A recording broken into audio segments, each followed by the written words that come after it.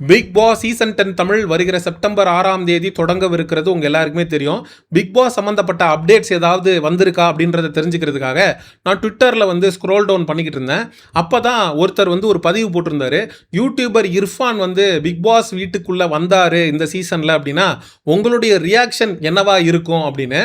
அப்போ தான் இந்த கண்டென்ட்டை பண்ணணும் அப்படிங்கிற ஒரு ஐடியாவே எனக்கு வந்துச்சு. பொதுவாக இந்த பிக் பாஸ் கண்டஸ்டன்ஸ் அப்படிங்கிறப்ப ஒரு 10-20 கண்டஸ்டன்ஸை மொத்தமாக சேர்த்து யூடியூபர்கள் வீடியோ போடுறது உண்டு. ஆனா இர்ஃபானுக்கு மட்டும் தனியா ஒரு வீடியோ போடணும் அப்படின்னு எனக்கு தோணுச்சு. இர்ஃபானாலே கான்ட்ரவர்சினாலே இர்ஃபான். இவன் சும்மா இருந்தாலும் இவனுடைய வாய் சும்மா இருக்காது, இவன் வாய் சும்மா இருந்தாலும் இவனை சுத்தி இருக்கிறவன் இவனை சும்மா இருக்க விட மாட்டாங்க அப்படிங்கிற மாதிரி தொடர்ந்து சர்ச்சையில சிக்கிக்கிட்டே இருந்தான். திமுகவுடைய ஆட்சி இருந்த வரைக்கும் இவன் தப்பிச்சுக்கிட்டு இருந்தான். இவன் மேல ஏகப்பட்ட அலிகேஷன்ஸ் அப்படிங்கிறது இருந்தது. கார் ஆக்சிடென்ட் கேஸு, அதுக்கப்புறம் தன்னுடைய மனைவியை துபாய்க்கு கூட்டிட்டு போய் வயிற்றுல இருக்கக்கூடிய கரு ஆனா பெண்ணா அப்படின்னு சோதிச்சது மட்டும் இல்லாமல் ஜெண்டர் ரிவீல் அப்படிங்கிற பேரில் யூடியூப் சேனல்லையும் வீடியோவை பதிவேற்றம் பண்ணி மிகப்பெரிய அளவில் கான்ட்ரவர்சியில் சிக்கினான். அதுக்கப்புறம் மருத்துவத்துறை அவனுக்கு நோட்டீஸ் அனுப்பி மன்னிப்பு கடிதம் எழுதி கொடுத்துட்டு வந்து இதுக்கப்புறம் நான் இந்த மாதிரி பண்ண மாட்டேன் அப்படின்னு எழுதி கொடுத்துட்டு வந்தான். அதுக்கப்புறம் ஒரு பிரைவேட் ஹாஸ்பிட்டலில் அவனுடைய மனைவிக்கு பிரசவம் அப்படிங்கிறது நடக்குது. அந்த பிரசவ வார்டுக்குள்ளேயே இவனை அலோவ் பண்ணி குழந்தையுடைய தொப்புள் கொடியை கட் பண்ணுற வீடியோவை எடுத்து போட்டு அது மிகப்பெரிய அளவுக்கு சர்ச்சையாச்சு.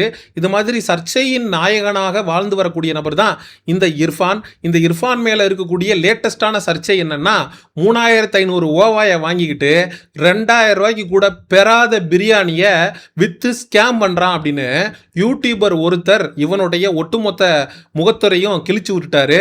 வேலியில போற ஓனான தூக்கி வேட்டியில விட்ட கதையா இவனுக்கு இவனே ஆப்பு வச்சுக்கிட்ட மாதிரி இந்த பிரியாணி விஷயத்துல வசமா சிக்கியிருக்கான், ஸ்கேம் பண்ணியிருக்கான் அப்படின்னு எல்லாருமே இவனை காரி துப்ப ஆரம்பிச்சாங்க. இவன் உண்மையிலேயே நல்லவனான்னு கேட்டீங்கன்னா சத்தியமா கிடையாது.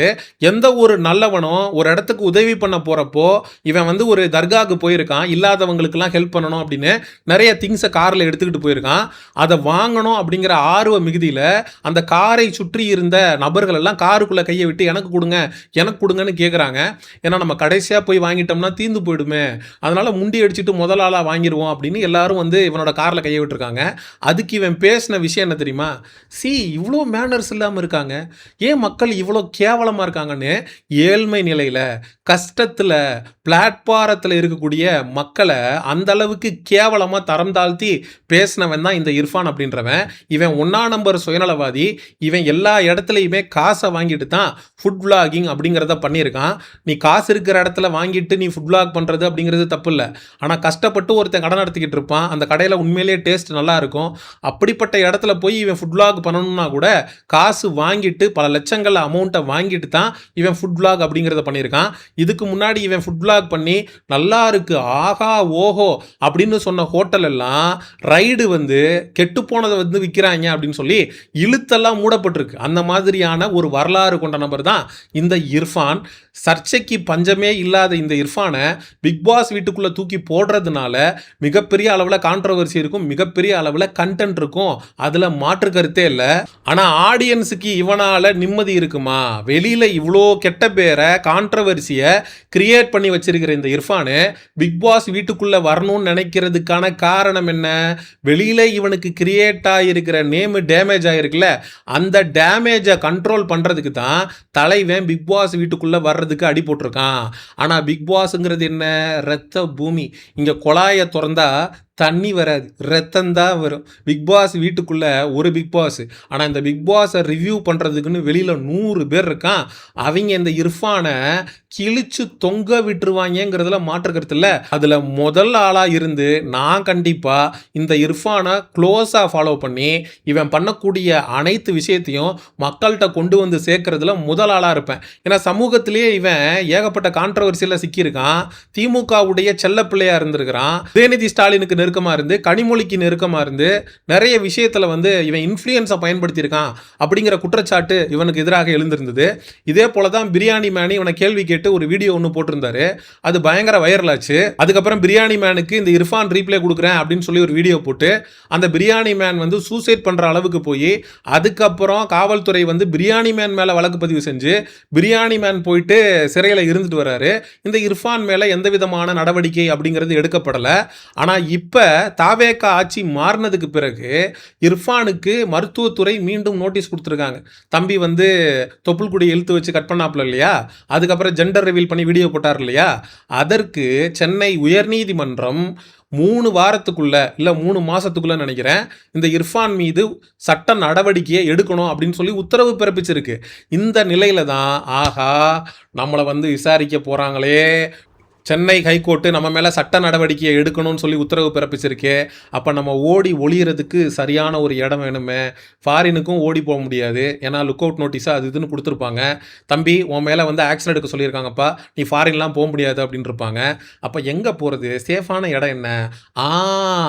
பிக் பாஸ் 3 மாதம் நம்ம மட்டும் உள்ளே ஓடி போய் உக்காந்துக்கிட்டோம், ஒரு 100 நாள் சீட்டை தேய்ச்சிட்டு வந்துட்டோம்னா நம்ம இதிலலாம் இருந்து தப்பிச்சிடலாம். நம்மளோட பேரும் ஊரெல்லாம் நாரி போய் கிடக்கு, ஊரில் இருக்கிறவெல்லாம் வந்து காரி துப்புறாங்க.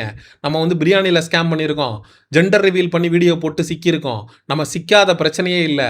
அதனால் நமக்கும் நேம் டேமேஜ் ஆகிருக்கு, அதையும் வந்து நம்ம சரி பண்ணிக்கணும். அதே நேரத்தில் சென்னை உயர்நீதிமன்றம் நமக்கு எகெயின்ஸ்டாக ஆக்ஷன் எடுக்க சொல்லியிருக்கு, அதுலேருந்தும் தப்பிக்கணும். அப்படின்னா பிக் பாஸ் வீட்டுக்குள்ளே போயிட்டோம்னா ஒரு 3 மாதத்துக்கு நம்மளை யாரும் எந்த தொந்தரவும் பண்ண முடியாது. அதனால் அங்கே போய் அடைக்கலம் ஆயிடலாம் அப்படின்னு தம்பி முடிவு பண்ணி பிக் பாஸ்குள்ள போகலாம் அப்படின்னு ஒரு முடிவை எடுத்திருப்பான் போல தெரியுது. தம்பி இர்ஃபானு ஒரு பழமொழி ஒன்று சொல்லுவாங்க பெரியவங்க, கரப்பாம்பூச்சிக்கு பயந்துக்கிட்டு வீட்டை கொளுத்தின கதையா, வேலியில் போகிற ஓனான தூக்கி வேட்டியில் விட்ட கதையா, உனக்கு பிரச்சனைனா பிக் பாஸ் வீட்டுக்குள்ளேயா வருவ? உனக்கு இருக்க கொஞ்சம் நெஞ்ச, உனக்கு அந்த நல்ல பேர் கூட இல்லை, கொஞ்சோண்டு நல்ல பேர் கூட உனக்கு கிடையாது. ஏன்னா நீ உதவி பண்ண போய் உன்கிட்ட உதவி வாங்க வந்தவங்களை கேவலமாக நீ பேசினப்பவே நீ எப்படிப்பட்ட ஒரு மேலாதிக்க மனநிலை கொண்டவன், நீ எவ்வளோ பெரிய எலைட்டு புடுங்கியா உன்னை நீ நினச்சிக்கிட்டு இருக்க. உன்னுடைய கேரக்டர் வெளியில் வந்துருச்சு ராஜா. நீ பிக் பாஸ் வீட்டுக்குள்ளே வந்து மட்டும் நீ நல்லவே வேஷம் போட்டு எத்தனை நாளைக்கு இருந்துட முடியும்? போன சீசனில் விக்கல்ஸ் விக்ரம்னு ஒருத்தன் வந்தான், 30 நாள் அவன் இருந்த இடமும் தெரியல, அவன் பாட்டுக்கு புள்ள பூச்சி மாதிரி தெரிஞ்சான். 30வது நாளுக்கு மேலே அந்த புள்ள பூச்சிக்கு கொடுக்கு முளைச்சிருச்சு. பார்வதிங்கிற கேரக்டரை எதிர்த்து பேசி பெர்ஃபார்மன்ஸ் பண்ணி அவனும் ஒரு ஆளாகலாம் அப்படின்னு சொல்லிட்டு ட்ரை பண்ணான். அந்த புள்ள பூச்சிக்கு முளைச்ச கொடுக்க இழுத்து வச்சு கத்திரியை வச்சு கட் பண்ணி விட்டாங்க. அது மாதிரி நீ உள்ளே போயிட்டு நல்லவே வேஷம் போட்டு ட்ராமா போட்டு மக்களை ஏமாற்றி உனக்கு நீ வெளியில் வாங்கி வச்சிருக்கிறல ஒரு கெட்ட பேர், அதை டேமேஜ் கண்ட்ரோல் பண்ணலாம், அதை சரி பண்ணிக்கலாம் அப்படின்னு நினச்சிக்கிட்டு நீ பிக் பாஸ் வீட்டுக்குள்ளே வந்தேன்னா உன்னைய பிரித்து மேயறதுக்கு ஒரு குரூப் ரெடியாக காத்துக்கிட்டு இருப்பாங்க. வடிவேலு ஒரு பொம்பளை கிட்ட செயின் அடிச்சுட்டு குதிரையில் ஏறி எஸ்கேப் ஆக ட்ரை பண்ணுவாப்புல பீச்சில்.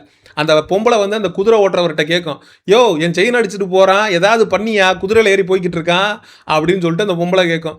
இருமா வருவான் அப்படின்னு வரும். அப்போ அந்த குதிரை ஒரு இடத்துக்கு போயிட்டு டக்குன்னு யூ டர்ன் அடித்து அந்த செயினை எங்கே அடிச்சார வடிவேலு திருடினாரோ அதே இடத்தையே நோக்கி வர ஆரம்பிச்சிடும். அப்போ வடிவேலு ஒரு டைலாக் சொல்லுவார், ஆகா அக்கும் போது ஒருத்தன் இல்லை, திரும்பும் போது ஒரு ஊரே நிற்கிறாங்களே அப்படிங்கிற மாதிரி. பிக் பாஸ் மாதிரியான பிளாட்ஃபார்மில் இருக்கக்கூடிய பிரச்சனை என்னன்னா 1 hour ஷோவாலாம் இவங்க போடுறதில்ல ராஜா, 24/7 ஸ்ட்ரீம் பண்ணுறாங்க. நீ என்ன பண்ணுற, ஏது பண்ணுற, என்ன பண்ணுற, ஏது பேசுகிற, நீ எப்படி பிஹேவ் பண்ணுற, இது எல்லாத்தையும் படம் போட்டு மக்கள் 24 மணி நேரம் உட்காந்து பார்த்துக்கிட்டு இருப்பான். அந்த ஷோவில் என்ன நடக்குதுங்கிற அப்டேட்டை 100க்கும் 1000த்திற்கும் மேற்பட்ட சேனல்கள் தொடர்ந்து கொடுத்துக்கிட்டே இருப்பாங்க. அப்போ அந்த 100 நாட்களில் உன்னுடைய வண்டவாளத்தை தண்டவாளத்தில் ஏற்றுறதுக்கு வடிவேல் எப்படி திரும்ப வரும்போது ஆகா சைனாக்கும் போது ஒருத்தன் கூட இல்லை, ஆனால் திரும்பி போகும்போது ஒரு ஊரே நிற்கிறாங்களே அப்படிங்கிற மாதிரி உன்னை புழக்கிறதுக்கு ஊரே ஒன்றா கூடி காத்துக்கிட்டு இருக்காங்க. அதில் முதல் ஆளாக நான் வந்து வலிமேல் விழி வைத்து காத்துக்கிட்டு இருக்கேன். அப்படி ஒரு முடிவை இந்த இர்ஃபான் என்கிற தடித்தாண்டவராயன் எடுக்கிறான் அப்படின்னா இவனை புழக்கிற முடிவை நாங்களும் எடுத்து தான் ஆகணும் அப்படின்னு சொல்லி இந்த வீடியோவை என் பண்ணிக்கிறேன். மக்களாகிய நீங்கள் இர்ஃபான் அவர்கள் நம்ம பிக் பாஸ்குள்ளே வருவார் அப்படின்னு எதிர்பார்க்குறீங்களா? ஒருவேளை இர்ஃபான் அவர்கள் பிக் பாஸ்குள்ளே வந்தால் நீங்கள் இர்ஃபானை ஆதரிப்பீங்களா? அப்படிங்கிற உங்களுடைய கருத்துக்களை மறக்காமல் கமெண்ட் செக்ஷனில் சொல்லுங்கள். Exclusive Bigg Boss and entertainment அப்டேட்ஸுக்கு மிஸ்டர் செய்யோன் சேனலை சப்ஸ்கிரைப் பண்ணுங்கள். See you in the next video. Bye bye.